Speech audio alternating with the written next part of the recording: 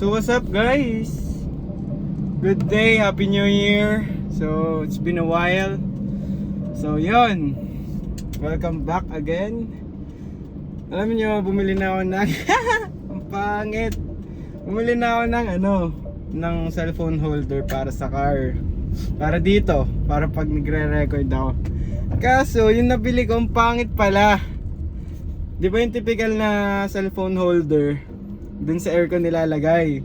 Ito kasi sa dashboard. Tama ba, dashboard?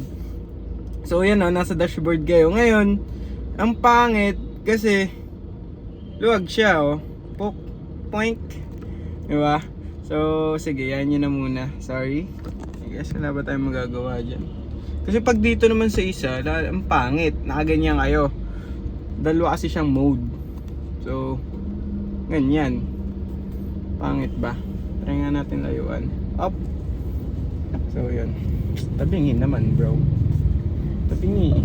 Up. Andar na oh. Sorry guys. Yan yun na muna. If nakakali yung video, sorry. Pero yan. Okay. So, Happy New Year everyone. Ano na ba? Alis end of malapit na mag-end ang January. So, kamusta naman ang first month of 2024? Nagawa nyo na ba ang mga resolution, New Year resolution? Diba? So, let's talk about New Year or kung ano yung mga pwede nyong magawa this New Year or makatulong sa inyo this New Year. So, topic ko ngayon is taking note. Pangit ng buho ko, kataas ko lang mag-gym by the way, and punta akong barbershop sa pagupitan ko. So yun, siguro bigyan ko yung tips na pwedeng makatulong sa New Year resolution nyo or sa mga gusto nyong gawin this New Year. So yun, and yun na nga ay yung taking notes. Ano nga bang meron sa pag-take ng notes? Parang nakakatamad naman yan, dagdag gawain. Parang mas tatama rin akong gawin yung mga gusto ko. Okay, let's talk about it. Ano nga bang meron sa pag-take ng notes? Okay, so ganito yan. Ang utak naman natin ay naka-stoplight ako by the way. I mean stoplight. Ang utak natin is hindi siya laging, alam mo yun, hindi siya parang memory card na kahit ganong kadami yung or gusto mong kadaming ilagay sa utak mo, hindi lahat yan magi-stay, di ba? Isipin mo ilang years ka. For example, ako 19 years old na ako, di ba? So 19 years old na ako, hindi naman simula nung pinanganak ako alam ko yung nangyari, di ba? May mga bagay tayo nalilimutan na natin. Kaya nga, sorry if shaky, sorry.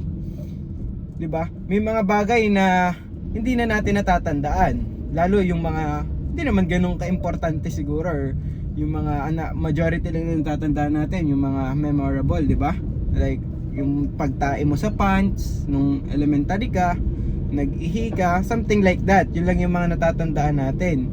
Pero yung mga tawag dito, ano bang pwedeng tawag doon? Dead air? Naman dead air. Pero mga ganon, yung mga hindi ganun ka-importanting bagay na nangyayari sa buhay natin, hindi man na natin siya na stuck sa memory natin, di ba?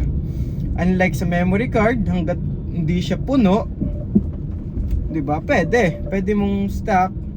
Or for example, sa gallery nyo, if you have 128 gigabytes ng capacity ng phone nyo, kahit gano'n, hanggat hindi mo napupuno yun, pwede ka mag-stock. So, yon. May pagkakatulad din naman sa utak natin, something like that, yung sa memory.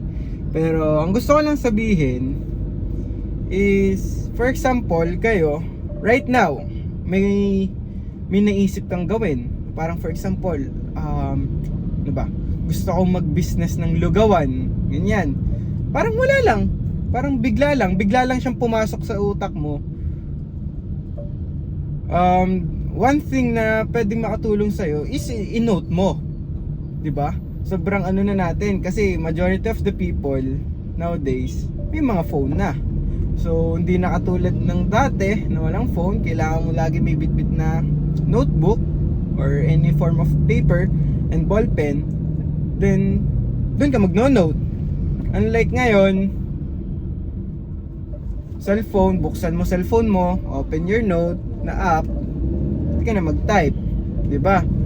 So yun yung gusto kong sabihin sa inyo or bigay na advice sa inyo, na kapag may mga naisip kayong gawin sa inyo na makakatulong sa inyo, sa growth nyo, personal development or what, business, career, take a note. Kasi once na nandun ka na sa process ng gagawin mo na siya, possible na makatulong sa iyo yung mga naisip mo before, 'di ba? For example, ako kanina bago ako umalis sa gym, sabi ko parang na-miss ko mag-video, gumawa ng video ng ganito sa YouTube ko kasi parang tagal na. Ngayon naisip ko, ano i-content ko? And yun nga, kasi mahilig ako mag-notes kapag may naiisip ako, or yun lang, parang gumana yung kaanoan ng utak ko, nagno-notes ako. So nakita ko sa notes ko before,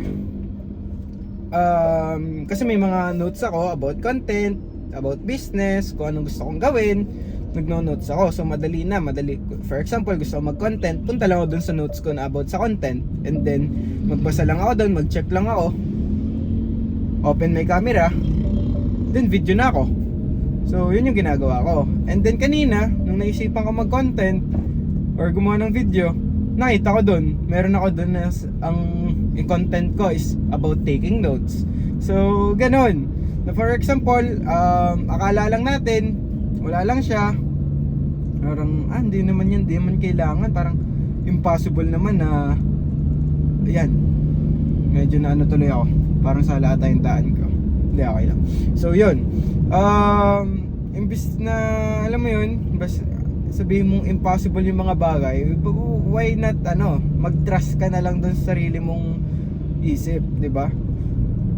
So yun, kapag kunyari may mga naisip kayo, gusto ko mag-business ng about sa ganito, gusto ko magtayo ng ganito, gusto ko mag-franchise, small thing, ano mo yun, parang small step yun, small step in achieving your goals, di ba?